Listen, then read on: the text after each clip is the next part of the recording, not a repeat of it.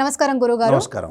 ఈ మంగళగౌరి వ్రతంలో ఎక్కువ కావాల్సిన పూజా వస్తువులు ఏంటి గురుగారు? సహజంగా ఏమిటంటే ప్రతి పూజకు కూడా పసుపు, కుంకుమ, గంధము, అగరబత్తీలు, కర్పూరము, అలానే బియ్యము, దాని తర్వాత పాలు, పెరుగు, తేనె, నెయ్యి, పంచదార, కొబ్బరికాయలు, పూలు, పండ్లు, తమలపాకులు, అలానే కొబ్బరికాయలు, తర్వాత ఒక రాగి కలశము, అమ్మవారి కలశం, ఒక పటము, అలానే ఒక క్లాత్ అంటే ఏమిటంటే తెల్లని వస్త్రము, తర్వాత జాకెట్ పీసు, ఇవన్నీ కూడా అమ్మవారికి ప్రసాదాలు పెడతారు, నివేదన చేస్తారు. అమ్మవారి యొక్క ప్రసాదం తయారు చేయటం అంటే ఒక తీపి, ఒక హాట్ లాంటిది, అంటే పులిహోర కానీ, దద్దోజనం కానీ, ఒక ఏదైనా రవ్వ కేసర్ లాంటివి కానీ, అంటే తెలంగాణ సిరాపొడి అంటారు, అవి చేయటారు.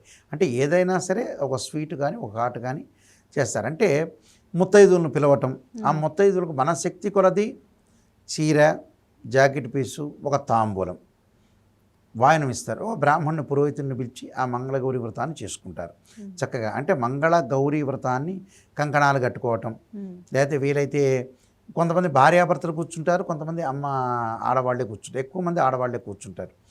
పురోహితుని, ఒక బ్రాహ్మణుని, వేద పండితుని పిలిపించి చక్కగా ఈ వ్రతాన్ని చేసుకొని ముత్తైదువులను 9 మంది కానీ, 5 మంది కానీ, 11 మంది కానీ ముత్తైదువులను పిలిపించి చక్కగా వాళ్ళకి వాయనాలు ఇస్తారు.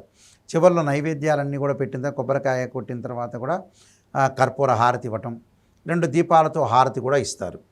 దీపాన్ని హారతి ఇచ్చి మంగళగౌరి వ్రతానికి సంబంధించిన పాటలు కొన్ని ఉంటాయి.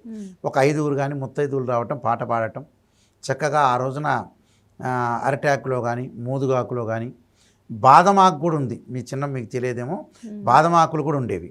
అలాంటి ఆకులో భోజనం చేయాలి. చక్కగా భార్యాభర్తలు ఇద్దరు కూడా ఆ రోజు వ్రతం చేసుకున్న తర్వాత చక్కగా ఇద్దరు కూడా పక్కపక్కన కూర్చొని పిల్లలతో సహా, అవసరమైతే బంధువులను పిలుచుకొని కూడా మనం భోజనం చేయొచ్చు, తప్పులేదు. కొంతమంది పాత రోజుల్లో కొంతమంది ఏంటంటే వ్రతం చేసిన ఉపవాసం కూడా ఉంటారు. ఈ కాలంలో షుగరు, బీపీ ఉంది కాబట్టి ఉపవాసం ఉండట్లేదు సహజంగా.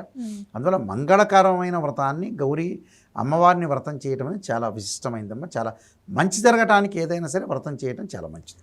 ఉపవాసం ఖచ్చితంగా ఉండాలంటారా వ్రతాలు చేసే సమయంలో? అది ఇంపార్టెంట్ ఏం కాదు. కొన్ని వ్రతాలకు ప్రాధాన్యత, మంగళగౌరికి ఏం ప్రాధాన్యత ఏం లేదు. థ్యాంక్ యూ గురుగారు, చాలా చక్కగా వివరించారు. Thank you so much. నమస్కారం.